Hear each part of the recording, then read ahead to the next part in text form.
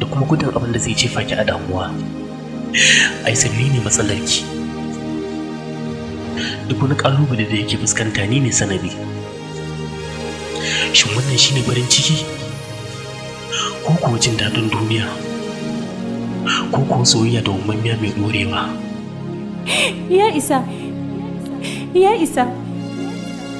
isa haka faru. Ka yi tanadin makomata tun kafin lokaci ya yi. Ka yi min kallon ƙarshe tun kana da sauran dama. Ka ɗauka cewa kalaman da kake ji daga gare ni su ne na ƙarshe. Zan tafi in barka kamar yadda ka umarce ni. Sai dai ka yi sanin cewa zan mutu da tunaninka, kuma zan mutu da sanka.